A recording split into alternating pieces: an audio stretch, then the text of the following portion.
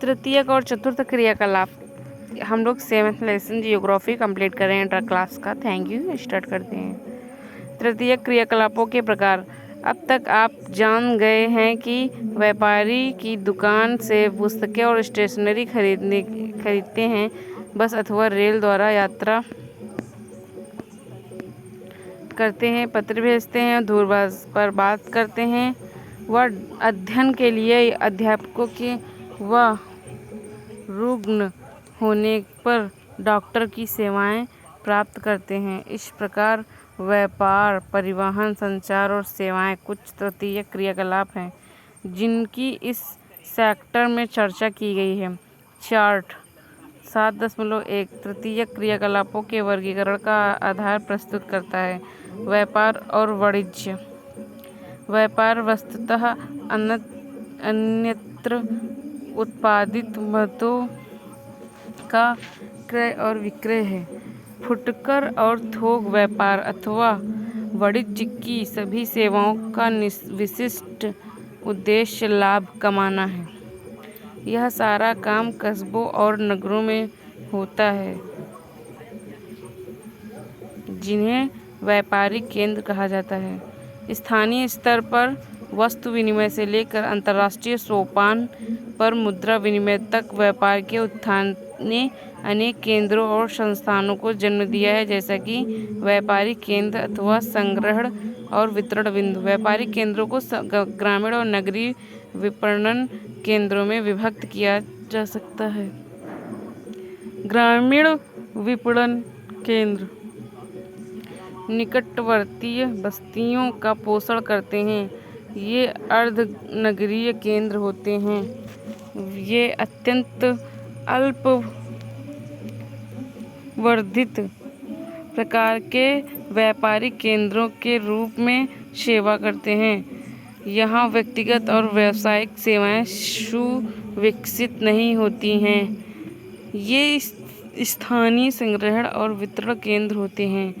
इनमें से अधिकांश केंद्रों के मंडियाँ, थोक बाजार और फुटकर व्यापार क्षेत्र भी होते हैं।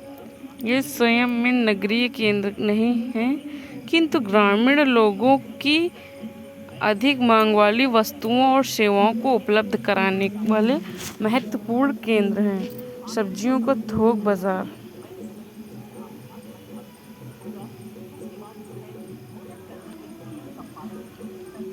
ग्रामीण क्षेत्रों में आवधिक बाजार।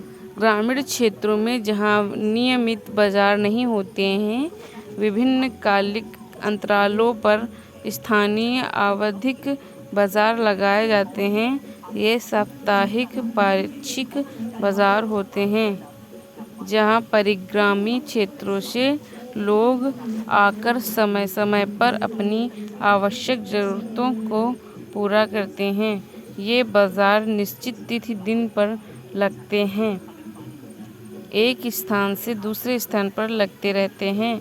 दुकानदार इस प्रकार सभी दिन व्यस्त रहते हैं और एक विस्तृत क्षेत्र को सेवा प्रदान करते हैं। नगरीय बाजार केंद्रों में और अधिक विशिष्टीकृत नगरीय सेवाएं मिलती हैं। इनमें न केवल साधारण वस्तुएं और सेवाएं, बल्कि लोगों द्वारा वांछित अनेक विशिष्ट वस्तुएं व सेवाएं भी उपलब्ध होती हैं। नगरीय केंद्र इसलिए विनिर्मित पदार्थों के साथ साथ विशिष्टीकृत बाजार भी प्रस्तुत करते हैं, जैसे श्रम बाजार, आवासन, अर्ध निर्मित एवं निर्मित उत्पादों का बाजार। इनमें शैक्षिक संस्थाओं और व्यावसायिकों की सेवाएं, जैसे अध्यापक, वकील, परामर्शदाता, चिकित्सक, दांतों का डॉक्टर और पशु चिकित्सक आदि उपलब्ध होते हैं। अमेरिका में डिब्बाबंद आहार बाजार। फुटकर व्यापार। ये वह व्यापारिक क्रियाकलाप हैं जो उपभोक्ता को वस्तुओं के प्रत्यक्ष विक्रय से संबंधित हैं। अधिकांश फुटकर व्यापार केवल विक्रय से नियत प्रतिष्ठानों और भंडारों से संपन्न होता है। फेरी, रेहड़ी, ट्रक, द्वार से द्वार, डाक आदेश, दूरभाष संचालित बिक्री मशीनें तथा इंटरनेट फुटकर बिक्री के भंडार रहित उदाहरण हैं। भंडारों पर और सामग्री फुटकर व्यापार में बृहद स्तर पर सबसे पहले नवाचार लाने वाले उपभोक्ता सहकारी समुदाय थे। विभागीय भंडार वस्तुओं की खरीद और भंडारों के विभिन्न अनुभागों में बिक्री के सर्वेक्षण के लिए विभागीय प्रमुखों को उत्तरदायित्व और प्राधिकार सौंप देते हैं। श्रृंखला भंडार अत्यधिक मितव्ययता से व्यापारिक माल खरीद पाते हैं, यहाँ तक कि अपने विनिर्देश पर सीधे वस्तुओं का निर्माण करा लेते हैं। वे अनेक कार्यकारी कार्यों में अत्यधिक कुशल विशेषज्ञ नियुक्त कर लेते हैं। उनके पास एक भंडार से के अनुभव के परिणामों को अनेक भंडारों में लागू करने की योग्यता होती है। थोक व्यापार का गठन अनेक बिचौलियों, सौदागरों और पूर्तिघरों द्वारा होता है, न कि फुटकर भंडारों द्वारा। श्रृंखला भंडारों सहित कुछ बड़े भंडार विनिर्माताओं से सीधी खरीद करते हैं। फिर भी बहुसंख्यक फुटकर भंडार बिचौलिए स्रोत से पूर्ति लेते हैं। थोक विक्रेता प्रायः फुटकर भंडारों को उधार देते हैं, यहाँ तक कि फुटकर विक्रेता अधिकतर थोक विक्रेता की पूंजी पर ही अपने कार्य का संचालन करते हैं। परिवहन एक ऐसी सेवा अथवा सुविधा है जिससे व्यक्तियों, विनिर्मित माल तथा संपत्ति को भौतिक रूप से एक स्थान से दूसरे स्थान पर ले जाया जाता है। यह मनुष्य की गतिशीलता की मूलभूत आवश्यकता को पूरा करने हेतु निर्मित एक संगठित उद्योग है। आधुनिक समाज वस्तुओं के उत्पादन, वितरण और उपभोग में सहायता देने के लिए तीव्र और सक्षम परिवहन व्यवस्था चाहते हैं। इस जटिल व्यवस्था के प्रत्येक अवस्था में परिवहन द्वारा पदार्थ का मूल्य अत्यधिक बढ़ जाता है। परिवहन दूरी को किलोमीटर दूरी अथवा मार्ग लंबाई की वास्तविक दूरी, समय दूरी अथवा एक मार्ग पर यात्रा करने में लगने वाले समय और लागत, दूरी अथवा मार्ग पर यात्रा के खर्च के रूप में मापा जा सकता है। परिवहन के साधन के चयन में समय अथवा लागत के संदर्भ में एक निर्णायक कारक है। मानचित्र पर समान समय में पहुंचने वाले स्थानों को मिलाने वाली समकाल रेखाएं खींची जाती हैं। जाल तंत्र और पहुंच जैसे ही परिवहन व्यवस्थाएं विकसित होती हैं, विभिन्न स्थान आपस में जुड़कर जाल तंत्र की रचना करते हैं। जाल तंत्र तथा योजक से मिलकर बनते हैं। दो अथवा अधिक मार्गों का संधि स्थल एक उद्गम बिंदु, एक गंतव्य बिंदु अथवा मार्ग के सहारे कोई बड़ा कस्बा नोड होता है। प्रत्येक सड़क जो दो नोडों को जोड़ती है योजक कहलाती है। एक विकसित जाल तंत्र में अनेक योजक होते हैं, जिसका अर्थ है कि स्थान सुसंबद्ध है। परिवहन को प्रभावित करने वाले कारक। परिवहन की मांग जनसंख्या के आकार से प्रभावित होती है। जनसंख्या का आकार जितना बड़ा होगा, परिवहन की मांग उतनी ही अधिक होगी। नगरों, कस्बों, गांवों, औद्योगिक केंद्रों और कच्चे माल, उनके मध्य व्यापार के प्रारूप, उनके मध्य भूदृश्य की प्राकृतिक जलवायु के प्रकार और मार्ग की लंबाई पर आने वाले व्यवधानों को दूर करने के लिए उपलब्ध निधियों, मुद्रा पर मार्ग निर्भर करते हैं। संचार सेवाओं में शब्दों और संदेशों, तथ्यों और विचारों का प्रेषण सम्मिलित है। लेखन के आविष्कार ने संदेशों को संरक्षित किया है और संचार को परिवहन के साधनों पर निर्भर करने में सहायता की है। वास्तव में हाथ पशुओं, नाव, सड़क, रेल तथा वायु द्वारा परिवहित होते थे। यही कारण है कि जहाँ परिवहन के सभी रूपों में संचार पथ कहा जाता था। जहाँ परिवहन जाल तंत्र सक्षम होता है, वह संचार का फैलाव सरल होता है। मोबाइल, दूरभाष और उपग्रह जैसे कुछ विकास ने संचार को परिवहन से मुक्त कर दिया है। पुराने तंत्रों को सहायता होने के कारण संचार के सभी रूपों का साहचर्य पूर्ण रूप से समाप्त नहीं हुआ है। अतः पूरे विश्व में अभी भी विशाल मात्रा में डाक निपटाने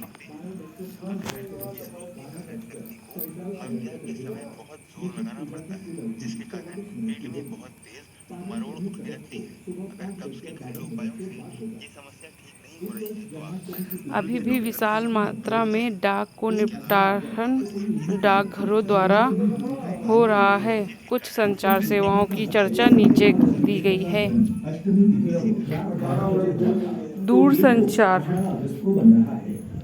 दूरसंचार का प्रयोग विद्युतीय प्रौद्योगिकी के विकास से जुड़ा है। संदेशों के भेजे जाने की गति के कारण इसने संचार में क्रांति ला दी है।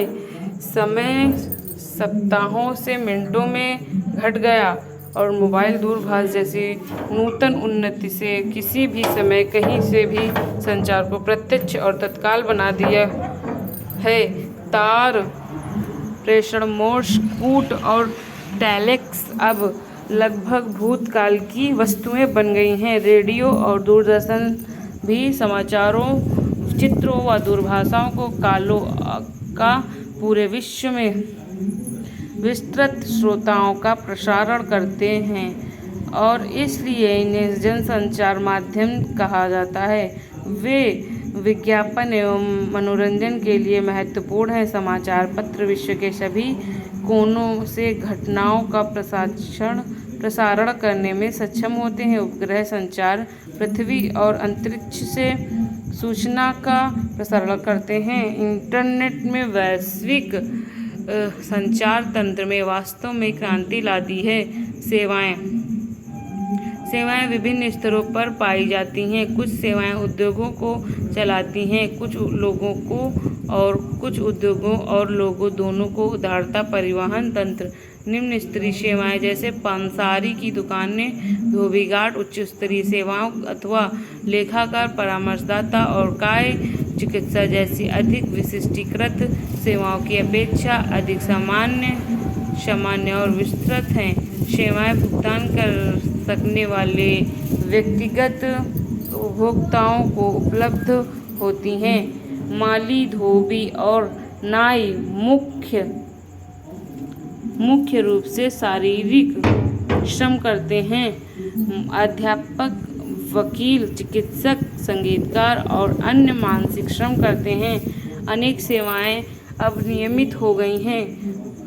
महामार्गों एवं सेतुओं का निर्माण और अनुरक्षण, अग्निशमन विभागों का अनुरक्षण और शिक्षा की पूर्ति अथवा पर्यवेक्षण और ग्राहक सेवा महत्वपूर्ण सेवाओं में से है, जिनका पर्यवेक्षण अथवा निष्पादन प्रायः सरकारों अथवा कंपनियों द्वारा किया जाता है। राज्य और संविधान ने परिवहन, दूरसंचार, ऊर्जा और जलापूर्ति जैसी सेवाओं को विपणन के परीक्षण और नियंत्रण के लिए निगमों की स्थापना की है।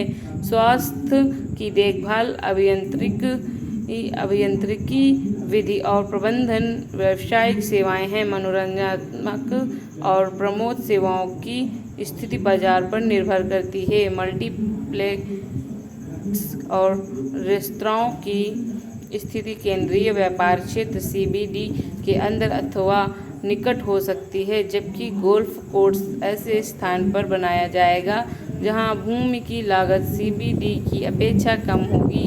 दैनिक जीवन में काम को सुविधाजनक बनाने के लिए लोगों को व्यक्तिगत सेवाएं उपलब्ध कराई जाती हैं।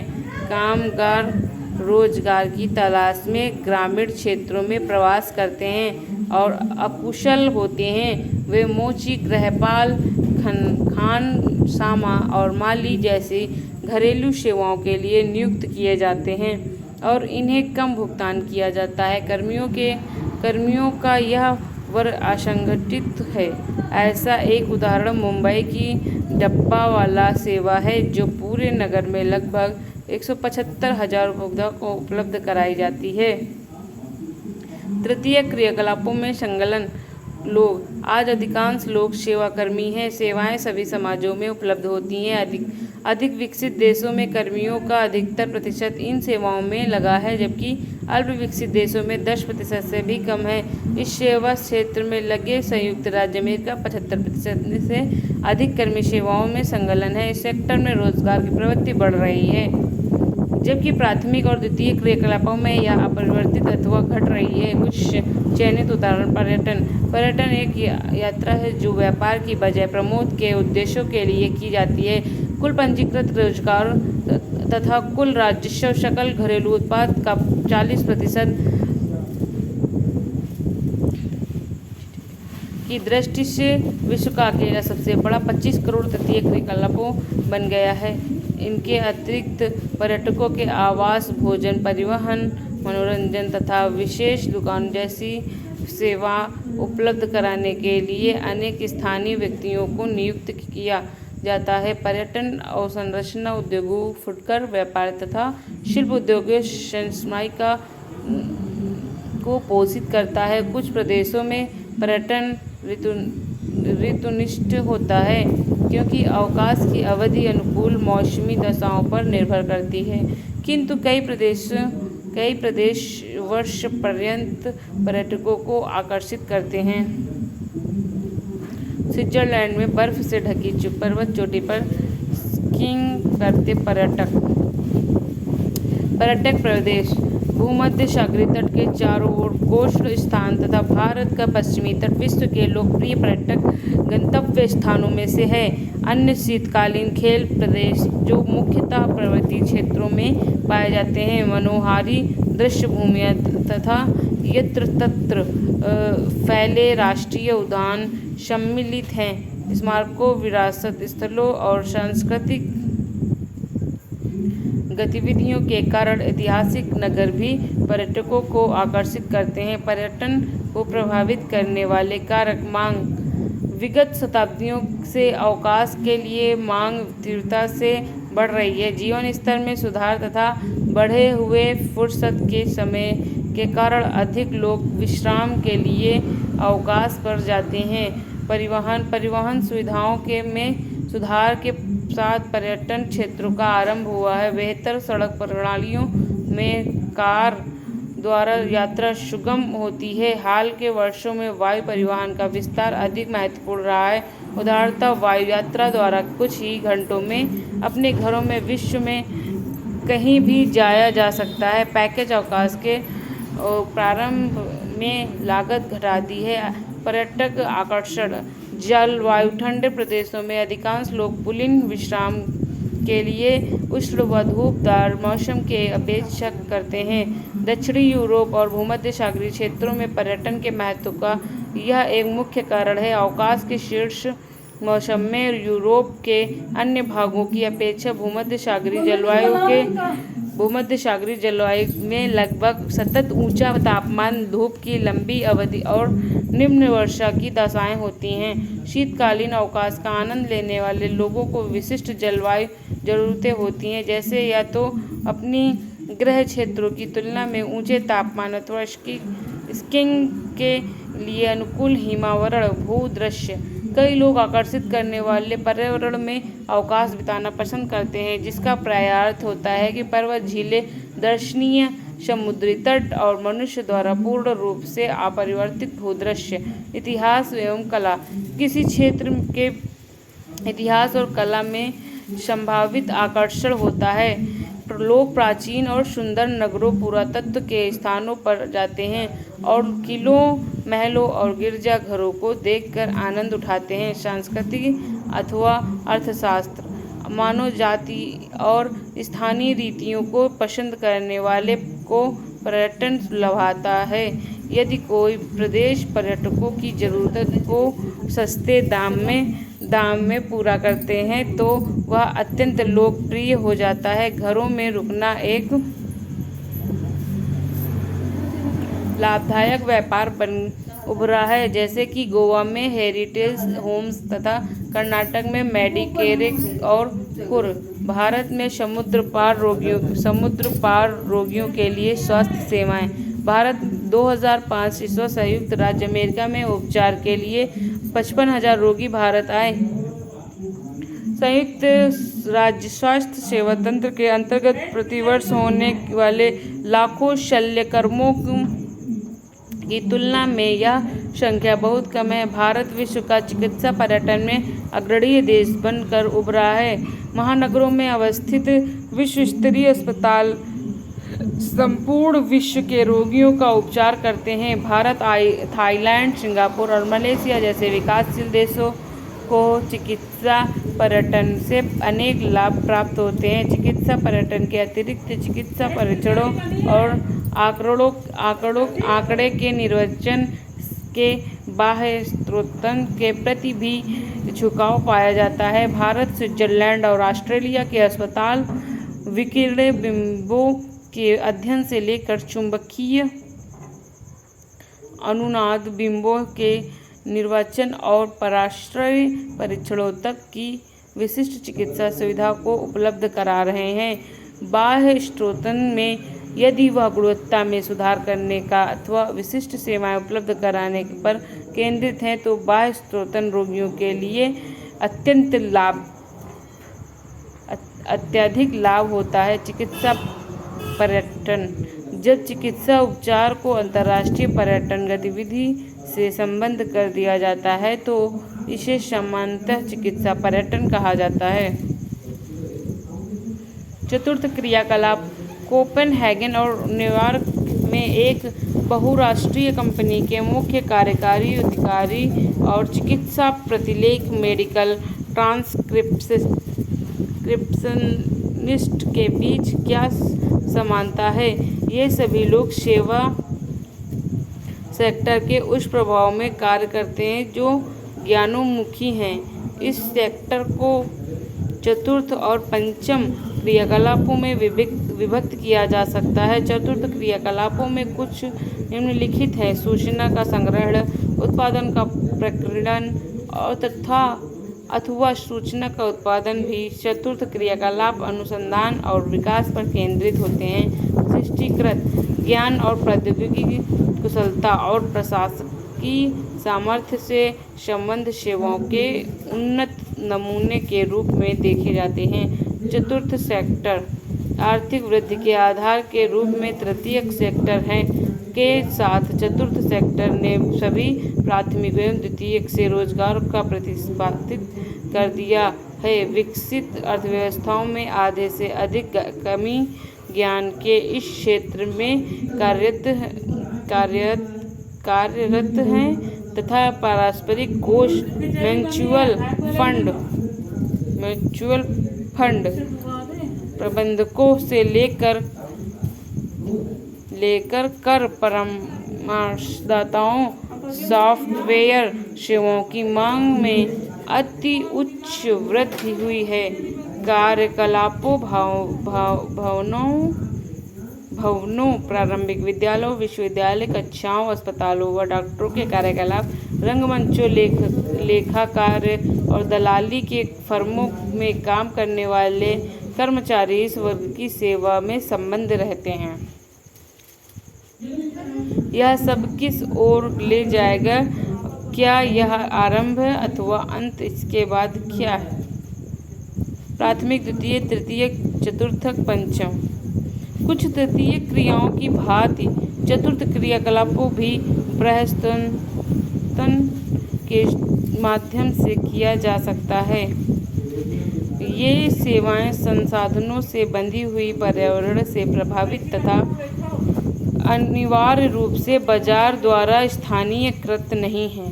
पंचम क्रियाकलाप उच्चतर उत्तम स्तर के निर्णय लेने तथा नीतियों का निर्माण करने वाले पंचम क्रियाकलापों को निभाते हैं। इनमें और ज्ञान आधारित उद्योगों को जो सामान्यतः चतुर्थ सेक्टर से जुड़ी होती है वे सूक्ष्म अंतर होते हैं।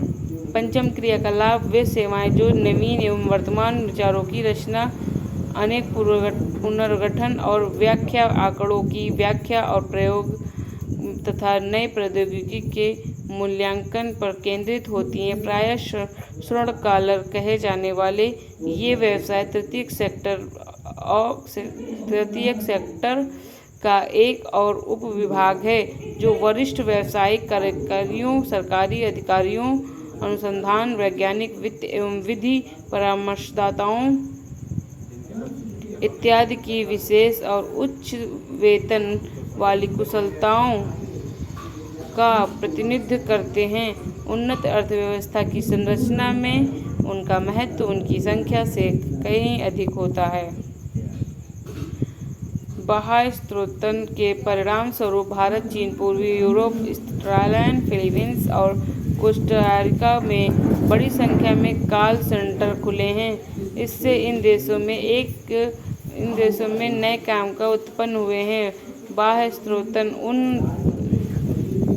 देशों में आ रहा है जहाँ सस्ता और कुशल श्रम उपलब्ध है। ये उत्प्रवास वाले देश भी हैं। बाह्य स्रोतों के द्वारा काम उपलब्ध होने पर इन देशों से प्रवास कम हो जाता है। बाह्य स्रोतों वाले देश अपने यहाँ तक तलाश कर रहे हैं, युवकों का प्रतिरोध झेल रहे हैं। बाह्य स्रोतों के बने रहने का मुख्य कारण तुलनात्मक लाभ है। पंचम सेवाओं की नवीन प्रवृत्तियों के ज्ञान प्रकरण बाह्य स्रोतों BPO से भिन्न है क्योंकि इसमें उच्च कुशल कर्मी सम्मिलित होते हैं। यह सूचना प्रेरित ज्ञान की बाह्य स्रोतों हैं। ज्ञान का प्रकरण बाह्य स्रोतों कंपनियों को अतिरिक्त व्यावसायिक अवसरों को उत्पन्न करने में सक्षम बनाता है। ज्ञान प्रकरण बाह्य स्रोतों के उदाहरणों में अनुसंधान और विकास क्रियाएं हैं। ई-लर्निंग, व्यावसायिक अनुसंधान, बौद्धिक संपदा अनुसंधान, कानूनी व्यवसाय और बैंकिंग सेक्टर आते हैं। बाह्य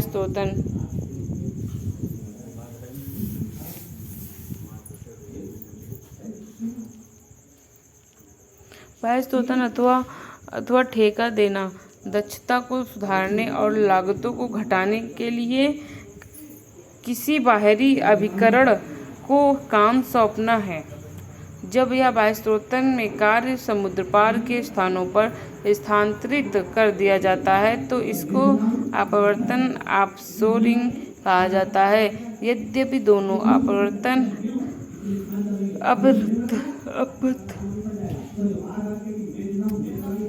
अपवर्तन और बाह्य स्रोतों का प्रयोग इकट्ठा किया जाता है, जिन व्यापारिक क्रियाकलापों का बाह्य स्रोतों किया जाता है उनमें सूचना प्रौद्योगिकी, मानव संसाधन, ग्राहक सहायता और कॉल सेंटर सेवाएं और कई बार विनिर्माण तथा अभियांत्रिकी भी सम्मिलित की जाती हैं। आंकड़ा प्रक्रमण सूचना औद्योगिकी से संबंधित एक सेवा है जिसे आसानी से एशियाई, पूर्वी यूरोपीय और अफ्रीकी देशों में क्रियान्वित किया जा सकता है। इन देशों में विकसित देशों की अपेक्षा कम पारिश्रमिक पर अंग्रेजी भाषा में अच्छी निपुणता वाले सूचना प्रौद्योगिकी में कुशल कर्मचारी उपलब्ध हो जाता है। अतः हैदराबाद अथवा मनीला में स्थापित एक कंपनी भौगोलिक सूचना तंत्र की तकनीक पर आधारित परियोजना पर संयुक्त राज्य अमेरिका अथवा जापान जैसे देशों के लिए काम करती है। श्रम संबंधी कार्यों को समुद्र पार क्रियान्वित करने से, चाहे वह भारत, चीन और यहाँ तक कि अफ्रीका का कम संघनन जनसंख्या वाला देश बोत्सवाना हो, ऊपरी लागत बहुत कम हो जाती है जिससे यह सेवा लाभदायक हो जाती है। कॉलर का रंग और कार्यावधि।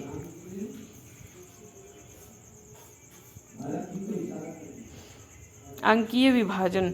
सूचना और संचार प्रौद्योगिकी पर आधारित विकास से मिलने वाले अवसरों का वितरण पूरे ग्लोब पर असमान रूप से विस्तृत है। देशों में विस्तृत आर्थिक, राजनीतिक और सामाजिक विभिन्नताएं पाई जाती है। निर्माण कारक यह है कि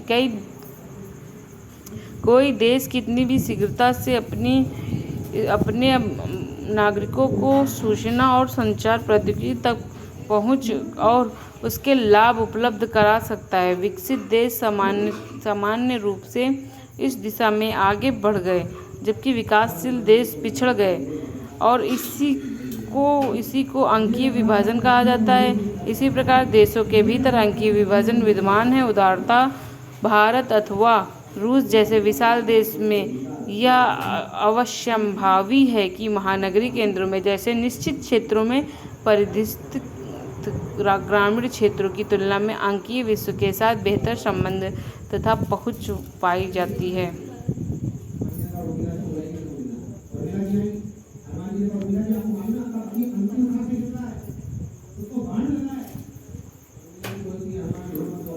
पहले का गा है, निम्नलिखित क्रियाकलापों में से कौन सा एक द्वितीय सेक्टर का क्रियाकलाप नहीं है? द्वितीय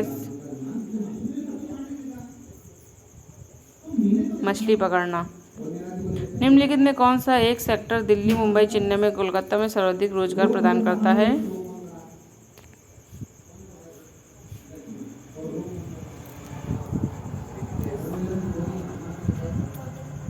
पर्यटन। वे काम जिनमें उच्च परिणाम स्तर वाले अवशेषण सम्मिलित होते हैं। पंचम क्रिया